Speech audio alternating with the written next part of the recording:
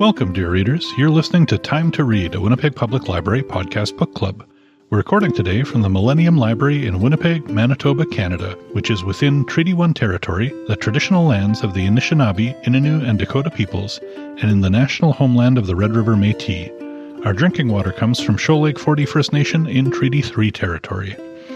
In this episode, we will be discussing Hana Carries On by Uzma Jalaluddin. I'm Dennis from the Idea Mill, and I wouldn't mind trying a biryani poutine. Across the table from me is... I'm Toby. I'm an outreach librarian based out of here at Millennium Library, and I always tie up my camel. And across the table from me is... Hi, I'm Trevor from the Louis Riel Library, and the Grove restaurant right here in Winnipeg has a delicious butter chicken poutine that I highly recommend. Ooh. A good book can carry me away from an average and ordinary day, yeah. So keep it down, leave me alone, close the doors and turn off the phone, 'cause all I ever really need is a little more time to read. And you, dear readers, we wouldn't do this without you. If you've got comments about what we've read or maybe some book suggestions, we'd love to hear it. You can find our email address and all our social media outlets by going to wpl-podcast.winnipeg.ca and scrolling to the bottom of the page. Hang around until the end of the episode to enjoy our second most self-descriptive segment, Nerd Words for Word Nerds. So, Toby's going to tell us about the author, after which Trevor will give us a summary of the book. Okay. Uzma Jalaluddin grew up in Scarborough and was a reader and writer from a young age. Growing up, she didn't see many South Asian or Muslim women writers, and so felt writing was not for her. She wrote anyway, keeping a diary and writing short stories, poems, and plays. She studied English at the University of Toronto and trained to become a high school teacher. It wasn't until after she had her second child that she decided to pursue her interest in writing. She started writing for magazines, which eventually led her to writing a parenting and culture column for the Toronto Star. She started working on her first novel while on maternity leave with her second son. The book was written over 7 years as she worked as a high school English teacher, parented, and wrote her newspaper column. Her debut novel, Aisha at Last, A Modern-Day Muslim Pride and Prejudice, was published in 2019. It was shortlisted for the Kobo Emerging Writers Prize, longlisted for the Stephen Leacock Humor Award, was a Globe and Mail Best Book of the Year, and is currently in development for film in Canada. Her second novel, Hana Carries On, was named a Best Romance Novel by the Washington Post and is currently in development for a feature film by Amazon Studios and Mindy Kaling. She's written several more books, including 2023's persuasion-inspired Much Ado About Nada, which was described by the New York Times as, in a word, brilliant, and the cozy mystery detective Auntie, which was published this year. She also wrote the play The Rishta, which debuted at Montreal's Centaur Theatre in 2023, and she lives in the GTA with her husband and 2 sons. Right. So, there are a lot of names in this book, and I may be saying some of them in the summary, and we talked about ahead of time that we may not be always pronouncing them exactly as they should be, but we will do our best, and you may hear different pronunciations of the same name throughout this episode. In my head, when I was reading it, I was saying Hana, but then whenever I say it out loud, I say Hana. So we'll see what comes out now. So Hana Carries On. I would describe this as a modern romance. It's heartfelt, it's witty. It's set in Toronto's close-knit Muslim community called the Golden Crescent. The story centers on the 24-year-old Hana Khan, whose dream is to tell meaningful stories and to give voice to the underrepresented. She hosts an anonymous podcast and has an unpaid internship at a local radio station, while also helping out at her family-run halal restaurant called Three Sisters Biryani Poutine. It's been a fixture on the street for 15 years, but recently has had its share of financial struggles. Her neighborhood is shook up when a new upscale halal restaurant threatens to put her family's business out of operation. Hana clashes with Aiden, the owner of the new restaurant, and starts an anonymous whisper campaign against his restaurant before it even opens. But what are these feelings she's feeling towards him?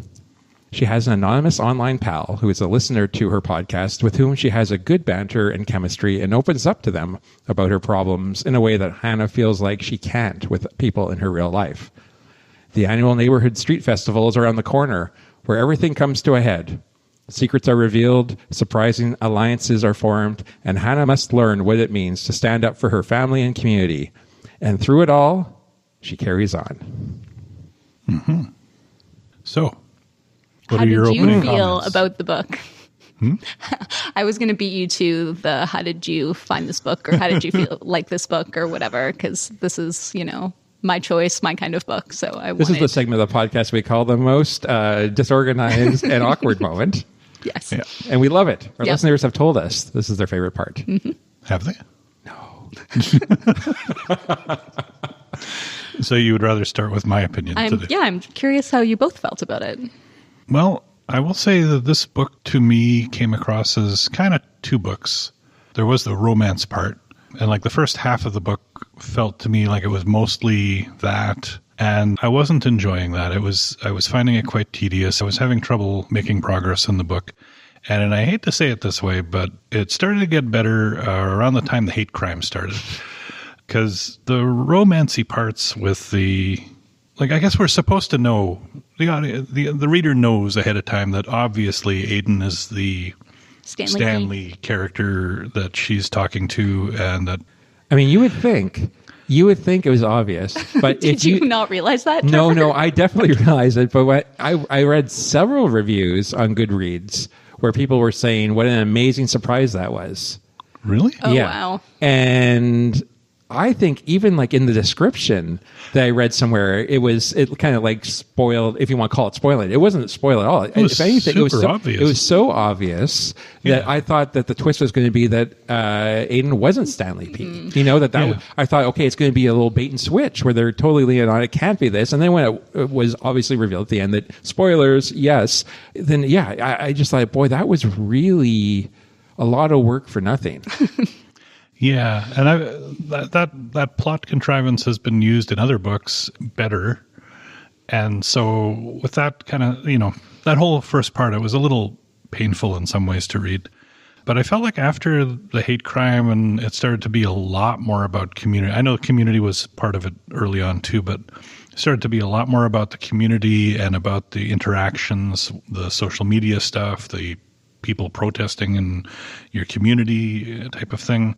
That was a lot livelier and more interesting and more nuanced than what had come before it. And so by the end of the book, I was kind of reasonably enjoying it. The last half went a lot faster than the first half. There were a lot of different elements there that I think we'll probably be able to have good conversation about. It's just that I went into it thinking romance, and it was going to have certain obvious points from the description on the book, and it did have exactly those. That part of it was very telegraphed. But the rest of it I thought was much more interesting, and that part I enjoyed.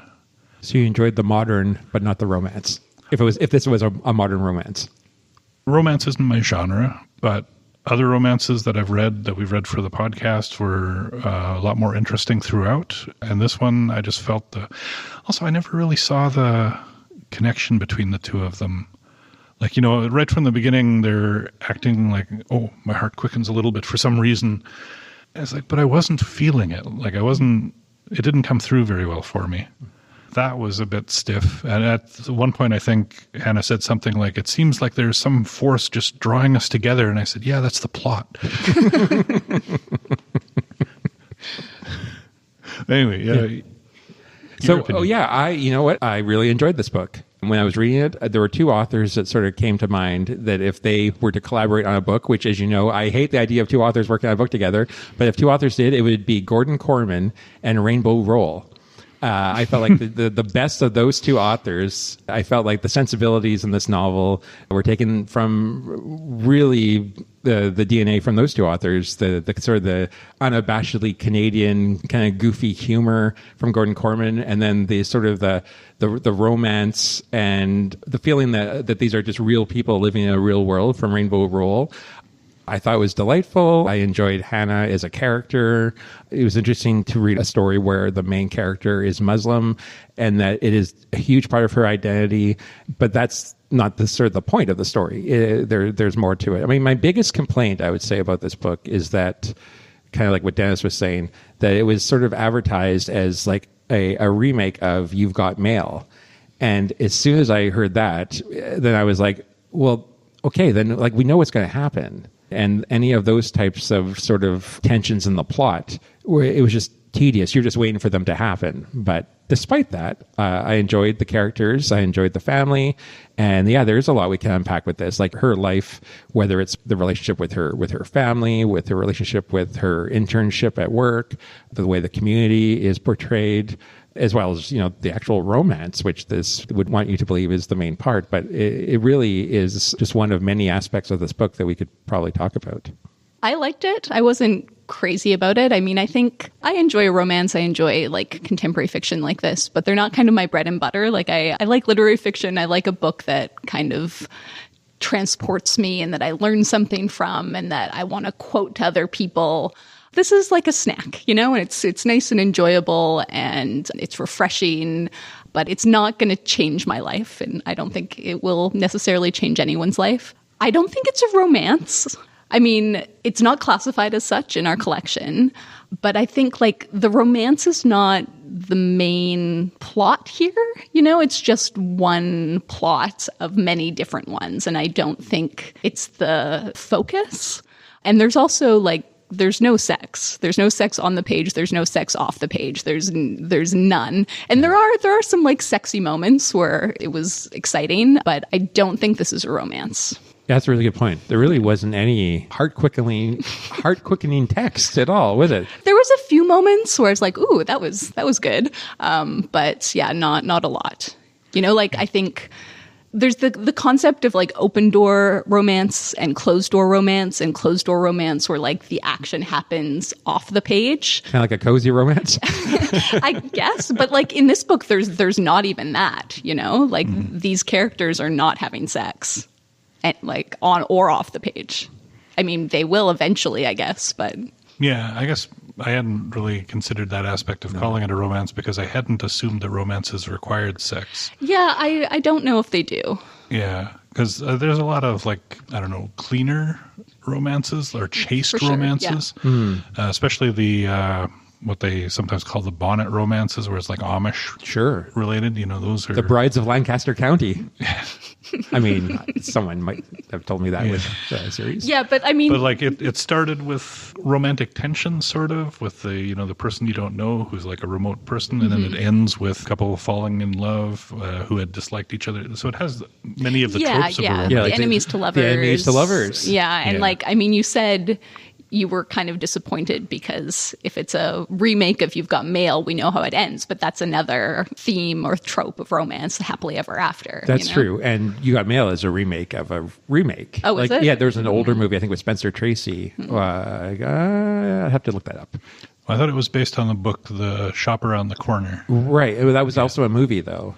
And then I think that was based on something. Maybe it was based on a book. So, yeah, you're right. It's just sort of like the plot isn't the main thing in these stories, right? Like, but Happily Ever After is non-negotiable, right? Yeah, but I would say that, at the very least, the romance plot line, which kind of bookends the book, kind of at the beginning and kind of at the end, that's how I feel that it has.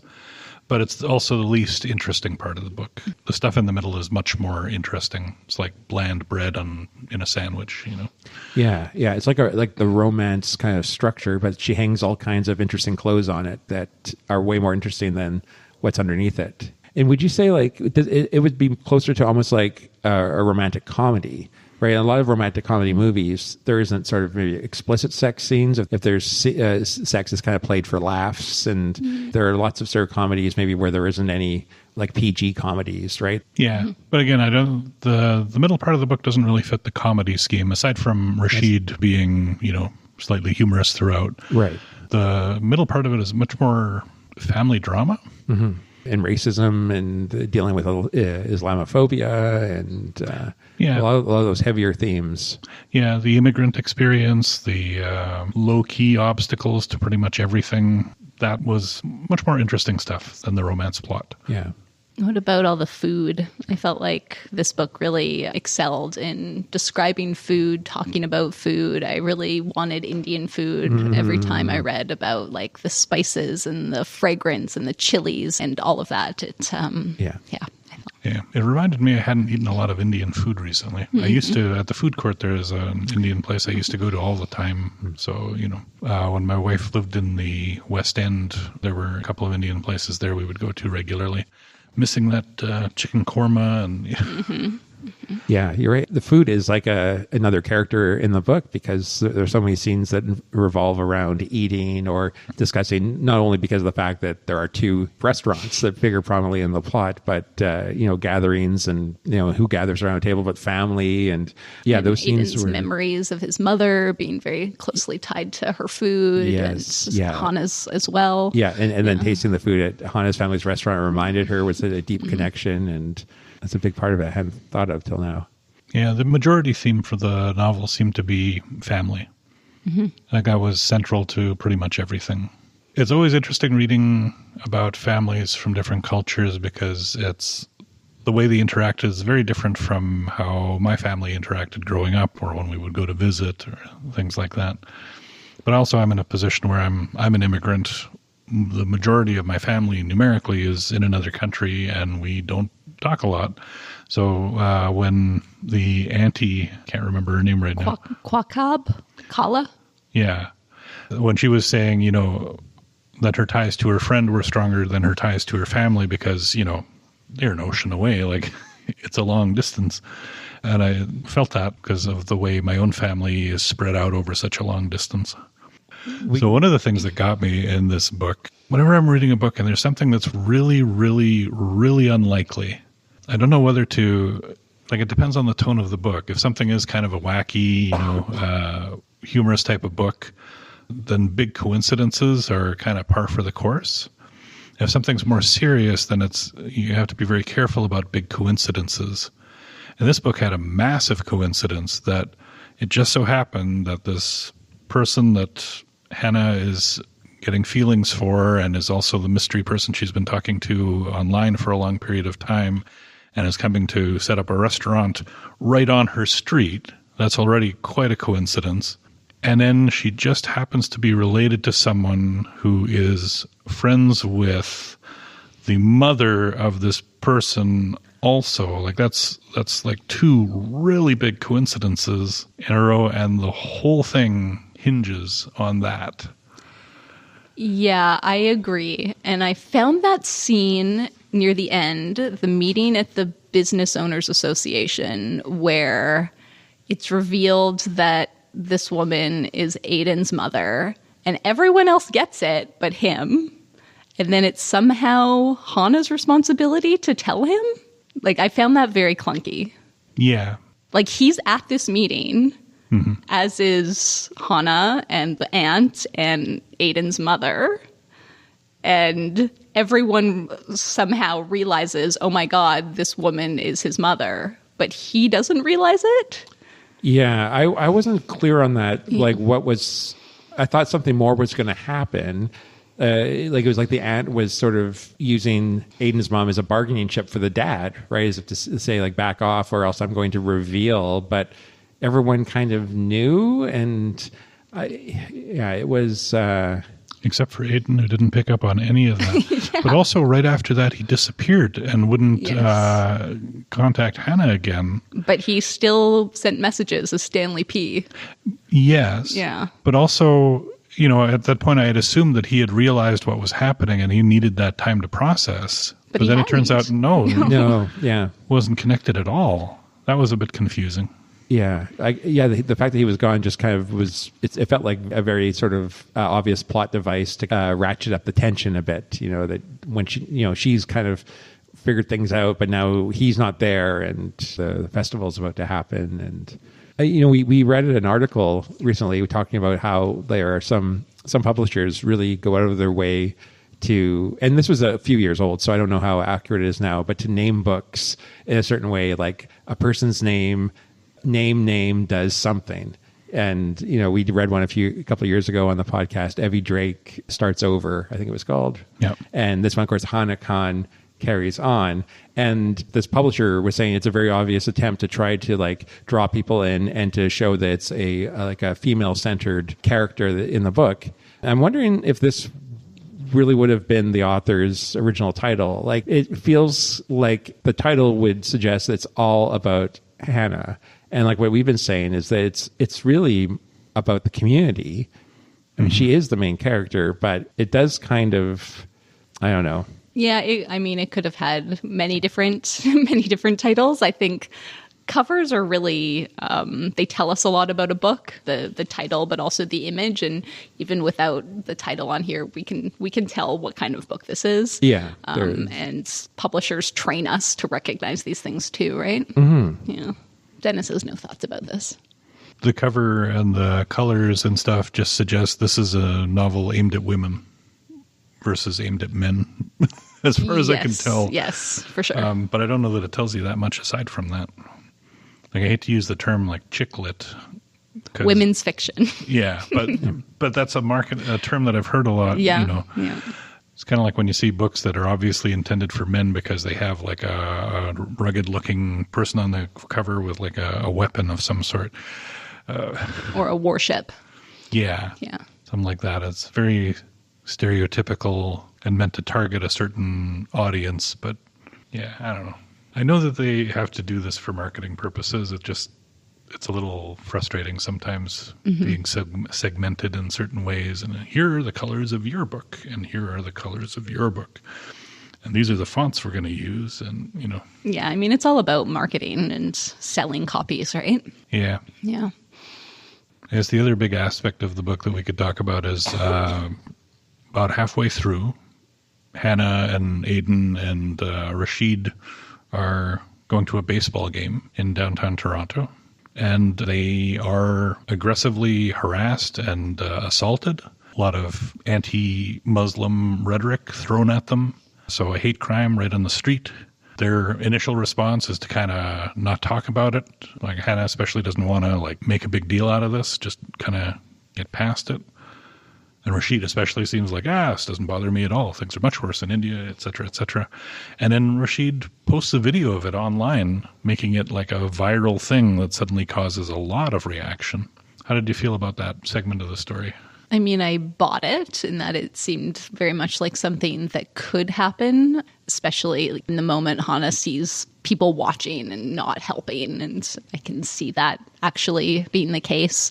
And also her feelings about it. Like, you know, she likes her bright, loud, colorful hijabs and thinking, you know, it was my fault. I wore this hijab. It was too colorful. It drew attention to us. I mean, it made me sad. And then this video online leads to protests outside the restaurant. So it just inspires more hate. It's something we see more and more, it seems like, in the news, with people behaving badly towards each other in atrocious ways.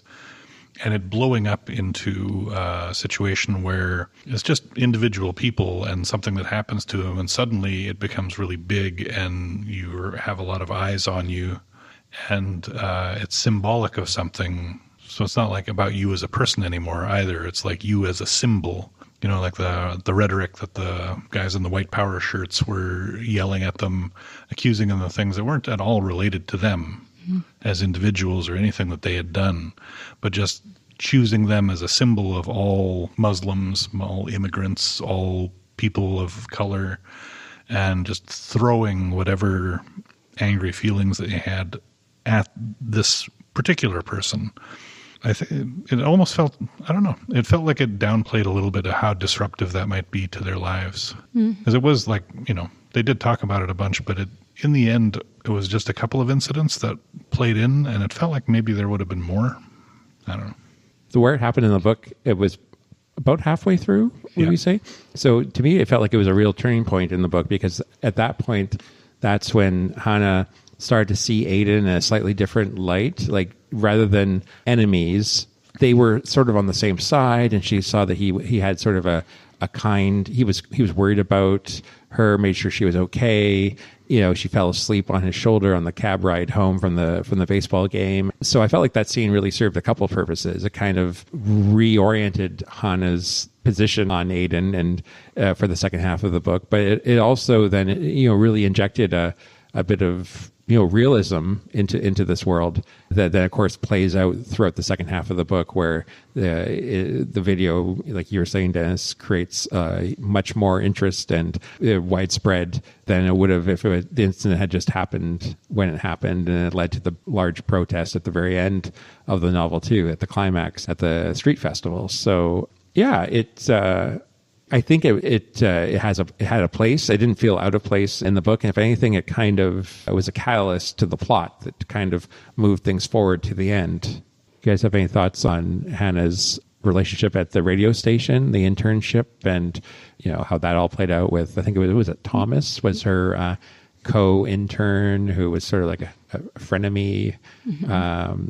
There's lots of interesting little subtleties I found in that too, about the type of stories that she wanted to tell versus the type of stories that her supervisor thought should be told, being told what to tell. That whole line of that part of the plot had so many elements that are frustrating in the real world. Like, first off, unpaid internships where you do an awful lot of labor, no pay. Very difficult for people to get into industries like that unless you've already got a source of income on your own. So it's very exploitative for the people, for unpaid interns, typically. And it ends up as a gatekeeping tool normally, because if you don't have a lot of money, you don't have a lot of family support, then you can't do this. So it leaves these types of industries open mainly to people who are more moneyed. And I think Hana made the point fairly early on that all of her jobs were unpaid because she wasn't getting paid at the restaurant. She wasn't getting paid by the radio station, but she was living a very busy working life. And then, to top that off, in order to try to get ahead in her unpaid internship, she had to do even more work, come up with stories, and then can't even tell the stories she wants because it's supposed to fit a template. Something that would be acceptable to listeners who want to feel like they're being exposed to another culture, but not too much, just surface level stuff that's very common. And some of the storylines, like the whole Muslim radicalization line that they wanted to do for that radio show, is like kind of directly opposed to the interests of your community. A story that's been done a lot of times and also tends to get people worked up and increase anti-Muslim sentiment. If you start telling a lot of stories about Muslims being radicalized, no matter what the actual numbers are, just telling the story again gets people worked up. And for her to be the one who is supposed to tell that story, it's like... Yeah, pretty tone deaf. Yeah. Well, and her boss was very much like that. There were a couple of incidents where she would make those little comments that clearly show that she wasn't that interested. Yeah, it's like there's the Islamophobia that's, the attack before the baseball game, and then there's the Islamophobia that's like these little microaggressions that Marissa is always, throwing out without thinking about it. Mm-hmm. Yeah. Yeah. I thought they did a good job with the humorous thing between, was it Yusuf and Rashid? Where Yusuf had assumed that Rashid couldn't speak English that well, and he was being like, yes, welcome to the neighborhood.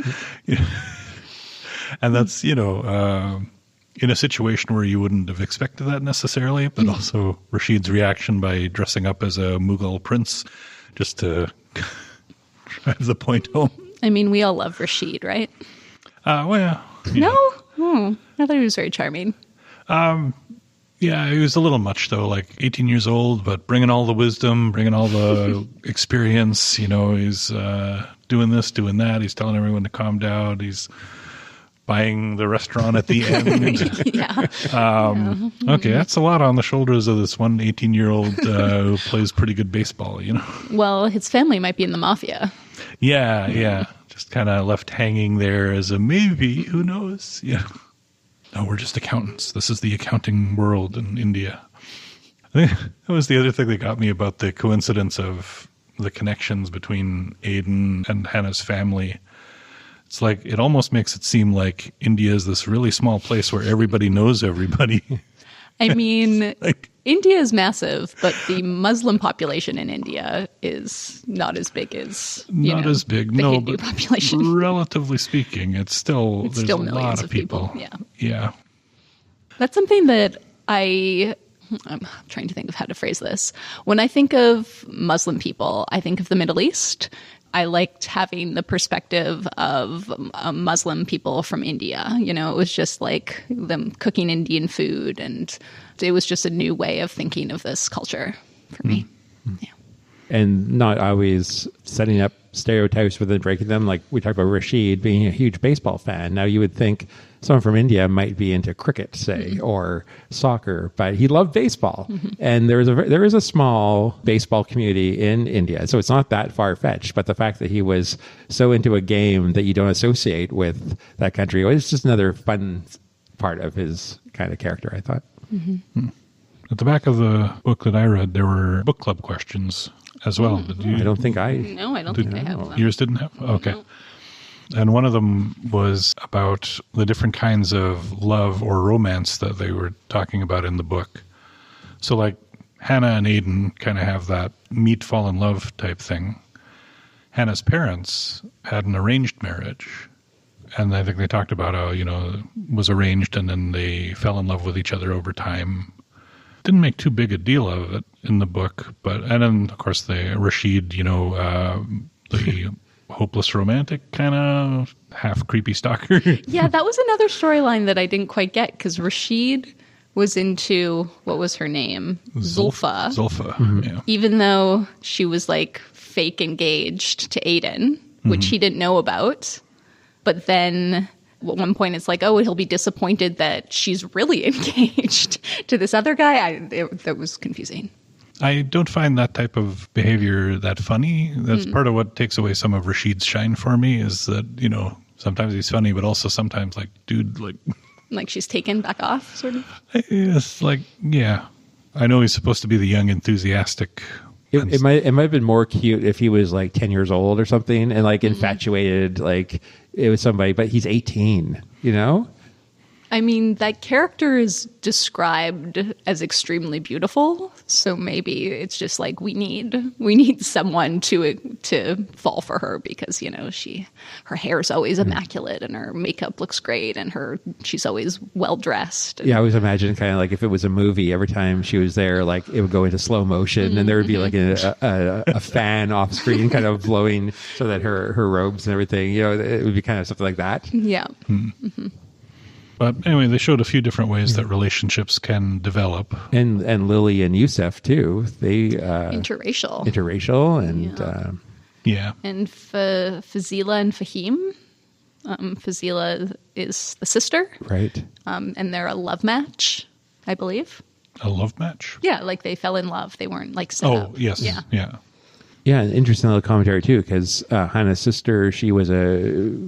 excellent soccer player, but she gave it up when they forced the players. They said they couldn't wear the hijab while they were playing, and so again, interesting little things that didn't really go anywhere, but just added to sort of the fabric of the story, I thought. Or is it maybe a little didactic? Is it like, let me give you a little lesson on how we've been oppressed? I found that a little bit too, maybe whenever the book would talk about like a type of food and then she would explain it. Yeah, they explained a lot of Muslim terms and terminology. And I was thinking about hijab butch blues because that explained nothing. Right. That was like, you have the internet, you can Google these things. Right. But here it was like very clearly spelled out, usually. And I wonder if that was with the intention that she was probably writing for a North American audience and hoping that maybe her readership would not be just, Muslim readers. She's probably definitely writing for a larger, try to cast a wider net. Does that alienate Muslim readers, though, if she's explaining these terms? I don't know. I think that's probably kind of understood, though, that she's trying for a broad audience. Yeah. I mean, I personally liked it because it meant I didn't have to go look these things up. Like, because I'm just someone that's bound to go down a rabbit hole. Like, I remember that book we read a while back, Half of a Yellow Sun, in Nigeria, and it also didn't hold your hand. Like, it would use terminology and things. It would just be there, and then you just either knew what it was or it wasn't. And I remember like spending a lot of time looking up things, words and phrases, and I didn't do that, I don't think, once in this book because it kind of was spoon-fed to you. And well, I think that's appropriate for the style of book. Though, yeah. I like it when a book doesn't force you to work too hard. But you can also figure out a lot in context. Yeah. And I don't mind figuring out things in context, but I don't mind when a book just tells you a little more. And some of that, I mean, especially like a lot of the descriptions and additional explanation were around food. And I think food is something that speaks to everybody. Yes. We all like to eat, typically. So you would really have some biryani poutine? I'd give it a try, yeah. Yeah.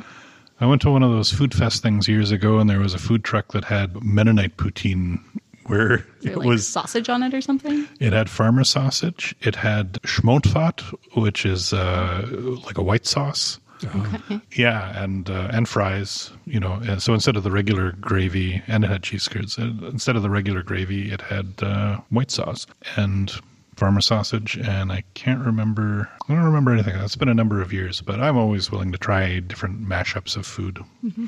I mean, this had rice and fries, didn't it? Like that seems a little much. I could see it being like the fries and then like the chicken. But I was like, fries and rice.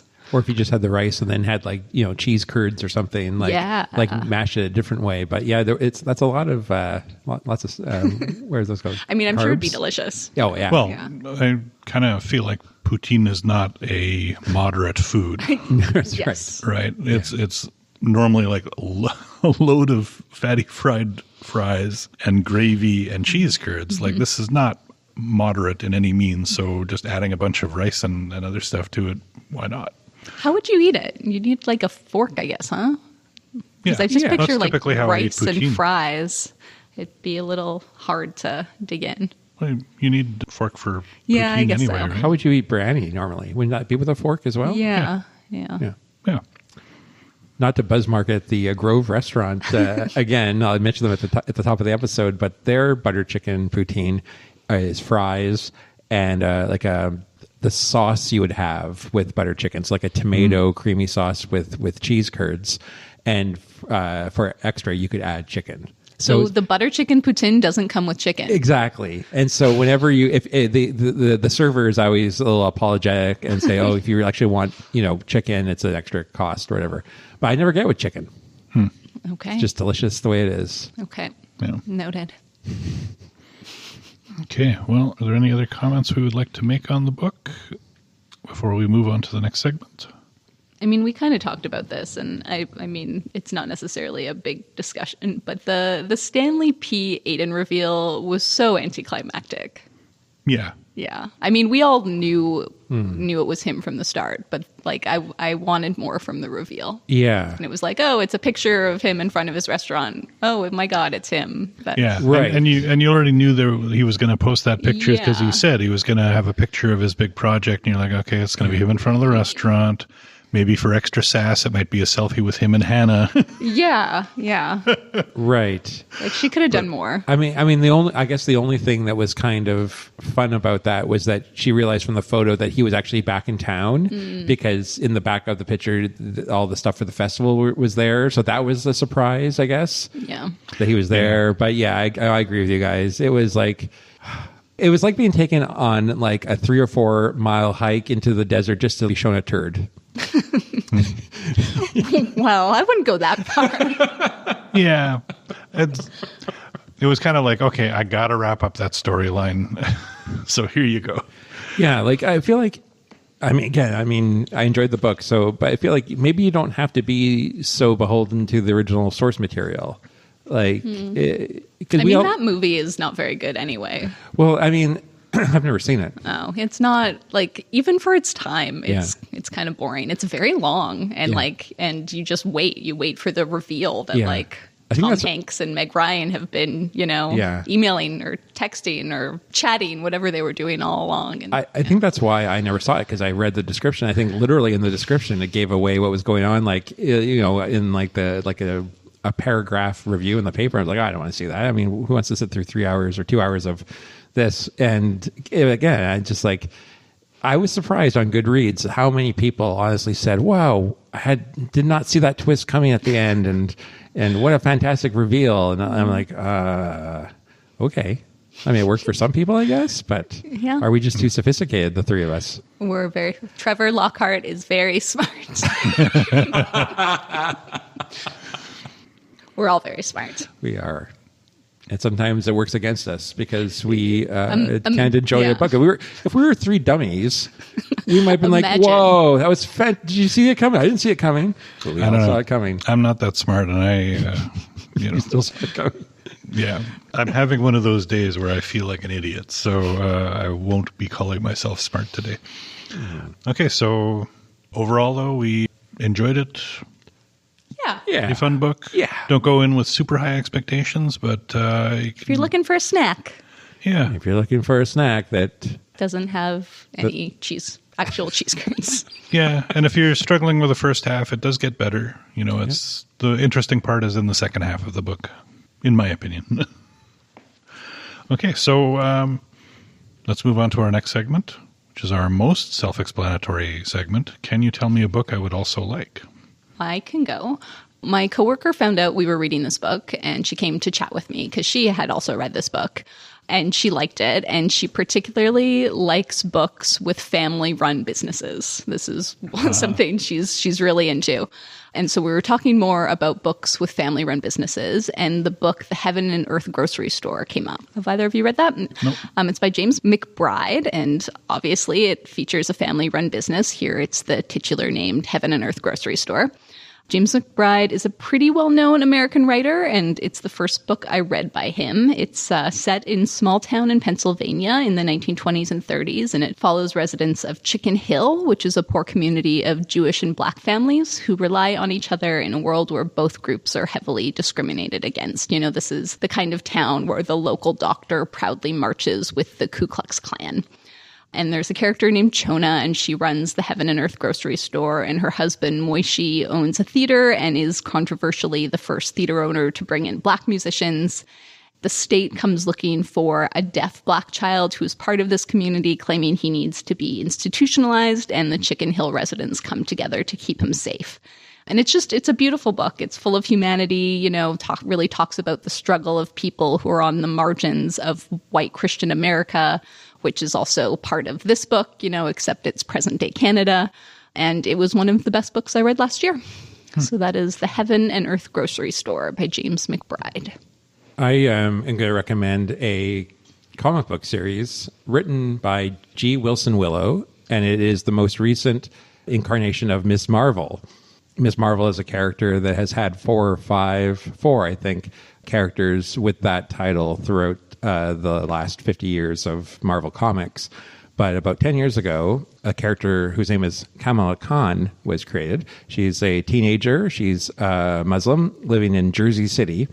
She is exposed to something called the Terrigen Mists, which reveal that she has latent inhuman powers. Basically, she is able to be a shapeshifter. But the cool thing with her is that before she gains her superpowers, she is also a big comic nerd. She's a huge Captain Marvel fan, and actually takes the name Miss Marvel because the most current Captain Marvel, Carol Danvers, was Ms. Marvel before she became Captain Marvel. And so she takes the name because of her hero. And it's really a great comic book. I can't remember how many issues it's up to now, but she's a teenager, so she has all of the issues of growing up as a kid. Her racial and religious identity is a huge part of who she is in the storyline. She has a very traditional family that don't realize that she has the secret identity. And the comic's been turned into a miniseries that's available on Disney Plus. It's called Ms. Marvel. And I believe the character is also appearing now in other Marvel movies. So it was the first Muslim Pakistani American comic book hero. I highly recommend the Kamala Khan stories. I'm kind of poorly prepared today, so I don't have really good suggestions. They've already been mentioned. If you liked the romance aspect of the book, you should watch You've Got Mail. It's a 1998 movie with Tom Hanks and Meg Ryan. Wait, have you seen the movie? Yeah. And did you actually like it? I did actually enjoy it back in the day. I was going to rewatch it, and I was finding it slow at the beginning there. But that moment at the end where Meg Ryan says, "I hoped it was you," is a beautiful moment. It's hard to go too hard against Tom Hanks and Meg Ryan. They were But Sleepless adorable. in Seattle is so much better. Yeah, well, you can argue for a lot of different things, but the fun thing with You've Got Mail as compared to Hana Carries On, I think email is a better mode of communication for the type of romantic setup. The chatting loses some of the things. The conversations that those two characters had in the movie were, I think, more interesting overall. So I don't know. But if you enjoyed more the aspects of living as a Muslim woman in Toronto, for example, or like the cultural bits, things like that, then Hijab Butch Blues by Lamia H. is excellent. It's not quite the same type of thing. It's not... Not at all, really. No, but it's, you know, you have an interesting Muslim woman making her way in the world and just sharing a lot of it with you. And those aspects of the book were kind of interesting. So, you know, those are my suggestions. Probably go with Trevor and Toby's suggestions instead. Anyway, now for everyone's favorite segment, Nerd Words for Word Nerds, where we invite you, the listener, to the equivalent of a street party for words. Who would like to share their word? My word is dharma. At some point in this book, Hana talks about dharma, and it's one of those words you hear, or I hear, and I am never quite sure what it means. I looked it up, obviously, and it's not an Islamic belief, but it comes from Hinduism and Buddhism, and it can mean an individual's moral responsibilities or duties. And as it's a key concept in these various Indian religions, it's unsurprising that Hana talks about it. You know, her family comes from India, which is predominantly Hindu, so I'm sure there would be things that, you know, all of the religions would take from each other. At one point, Hana mentions, I think it's her family's former home in India has little swastikas all over the place because it's like a Buddhist symbol. So just like the small ways that cultures have influenced each other. And I think... Yeah, I was going to say something else, but I am not. Dharma. My word is dharma. Mm-hmm. Yeah. Sure. So this month I've been kind of mulling over in my head the word subliminal and how it's related to the word liminal, which I never really thought the two words were related at all. Subliminal, I think we all know. It's sort of the idea of information or a sense of something that we receive without knowing we're receiving it, like subliminal messages in advertising or subliminal messages in movies or whatever, something that's beneath perception. But that doesn't necessarily mean that liminal just means perception. It has the same root word, but it's more about the threshold between two things. Liminal comes from the word limen, or like lintel of a doorway. So if something's subliminal, it's below the threshold of our awareness. But liminal takes on a different meaning this way. It's more about the betweenness of spaces. So it means sort of not belonging to one thing or the other, and yet still having parts of the both, which, if that doesn't make any sense, I didn't really understand it either. So spaces can be liminal. And there's 4 things that make spaces liminal. If they lead from one place to another, if they're passing from one state into another, or if they are in stasis, caught between one stage or another, or if you see them in a context in which they're not usually experienced, and so between purposes. So if you see a classroom during the daytime where the kids are all in the room and the teacher's there and they're sharpening pencils, that's not a liminal space. But if you see that same space at night with maybe only the janitor, then it becomes a liminal space, if that makes any sense, which then also ties into the term sublimate, which in science is if you go from one state to another state without going through the in-between state. Like if you go from a gas to a solid to a... I can't remember. Other way around. Other way around? I don't really understand. So anyway, my word is either subliminal or liminal. We can't tell which. We can't tell which. And that's the sublime mystery. Mm-hmm. My word for this month is cascade. A cascade, there's a few different definitions, but a steep, usually small fall of water, especially one of a series, something arranged or occurring in a series or in succession of stages so that each stage derives from or acts upon the product of the preceding, or something falling or rushing forth in quantity, as in a cascade of sound or a cascade of events. I was inspired to this word because I was thinking of the phrase cascading failures, which is where one failure falls upon, as a result of a previous failure, and they just kind of all build on each other.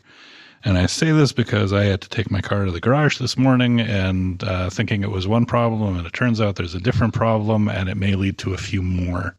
So it looks like a series of cascading failures in my engine. But the word itself is quite lovely. Everyone likes a little cascade of water.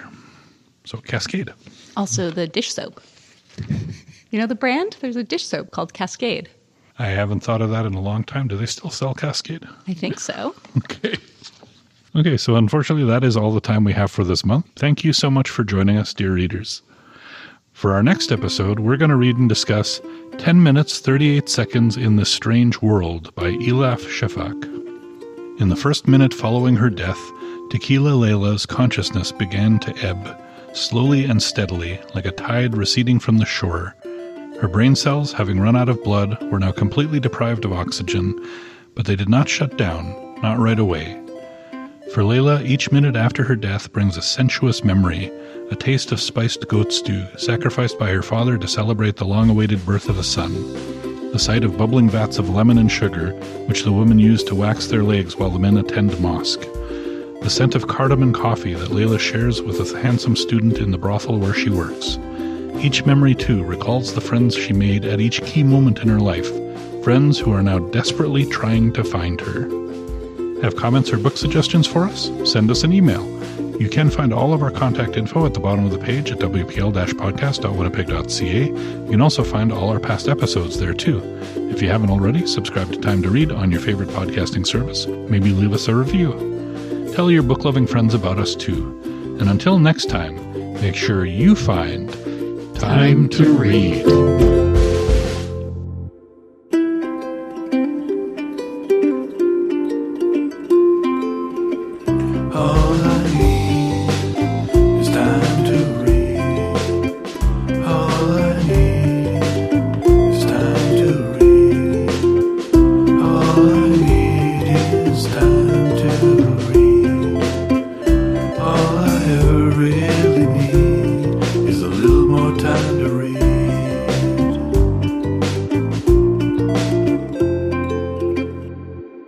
Michael Jackson was a talented singer. I know who Michael Jackson was. All right, Thank good. you. I thought this might be a Lilith Hobo situation. I listened to the theme song after you calling it the greatest theme song of all time. And I did realize after the fact that you could argue that Cheers might be in that contention as well. I honestly don't see it. Really? Yeah, no. It was like, really this? Like, it's not catchy. It's not something I want to sing along not to. catchy. But, No. but if you hear it every week, Yeah, and you maybe. come to look forward to hearing it, Yeah. it does something to you. Doesn't that kind of wistfulness for the road and Yeah. going out and... No. No? No. I'm not even going to bother telling you about BJ and the Bear then, because, yeah. Another theme song I think really holds up is the theme song to The Love Boat. I don't know that one. And love, life's sweetest reward. Come aboard. We're expecting you. It's a big lounge The kind of thing with a love full orchestra. boat. Soon we'll be doing na na na na.